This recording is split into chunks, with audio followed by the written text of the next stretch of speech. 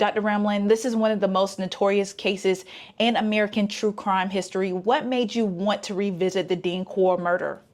Well, I've long studied serial killers of all kinds, but not the accomplices. And I thought there was a chance that Wayne Henley, one of the most notorious accomplices, might tell his story to me because he had not done so before, and that it would help me to study the point of view of an accomplice. So for those people that may not know, who was Dean Corll and why was he called the Candyman Killer? Well, Dean Corll was a man during the early 1970s who was picking off adolescent boys, torturing them, raping them, and killing them. And he was called the Candyman because he had grown up with a mother who created a candy factory and a candy shop, and he helped her with it, and he would give out candy samples to kids. And as he grew into an adult, he started giving out different kind of candy, like drugs and alcohol, to the teenage boys that he wanted to bring in as victims. So Elmer Wayne Henley played such a central role. How did he get pulled into Corll's crime?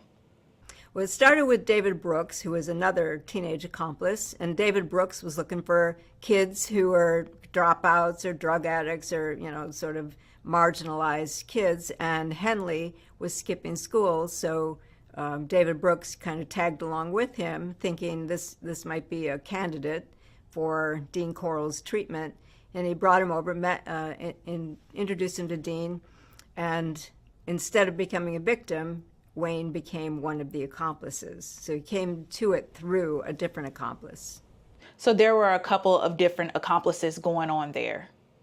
Well, I have a co-author. He already knew her from other kinds of work she was doing, so that kind of helped break the ice. But also, he wanted to tell his story in a way that would be helpful for people today, because kids today are just as vulnerable, if not more so, than they've ever been, and predators are far more sophisticated with far more means to get at them through the internet than they've ever had before. So he was hoping that his story might be a way to prevent some of the kinds of things that happened to him. So at this point, he kind of has a redemption story and wanting to help?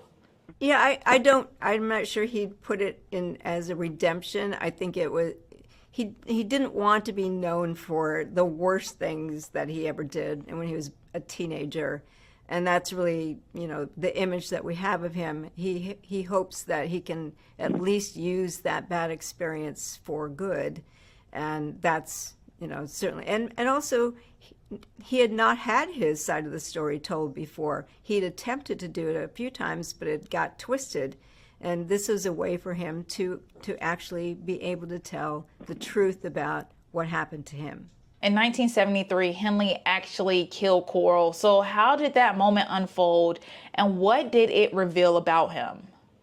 Well, yes, and he's the only accomplice to have killed the serial killer that was using him. And he had brought a couple kids to get high. They were about to get ready for a trip. And so they got high, they passed out, they woke up being bound by Corll, who told them he was going to rape and kill them all, including Henley. And Henley talked him out of it and got free, and Corll laid down a gun, and Henley picked it up because he felt very protective over the female that he had brought there. And he told Corll to stop, and he wasn't going to do this anymore, and Corll rushed him. And so Henley just started shooting until Corll was dead. Wow. So after 60 hours of interviews, what stood out the most about Henley's mindset then and now? Yeah, it's actually a lot more than 60 hours over the course of a couple of years. But, then he was a teenager under the influence of a predator and he was kind of trapped into it. But he also had talked about that Corll had made it into a game. And since he was doing it, he was going to do his best job. So under the influence of the predator, he was kind of psychopathic, but he's certainly very different now. He's highly remorseful. He's horrified by what he did and really does not want to be completely associated with just those acts as an adolescent. So after all these decades later, what do you think this case still teaches us about crime and manipulation and the people who get caught up in it? Well, one of the most important things this case teaches us is that often kids aren't taken seriously when they say they need help. And Henley tried to get out 4 different ways. He told 3 different adults, including his own mother, what was happening, but they didn't think it was real. They didn't believe him. He wrote a confession for his mother, and she tore it up and threw it away. She just didn't believe it. He just thought he was going crazy. So the important thing is to listen. Kids might not be able to articulate what the problem is and the fact that they need help, but adults need to pay attention because predators are after kids.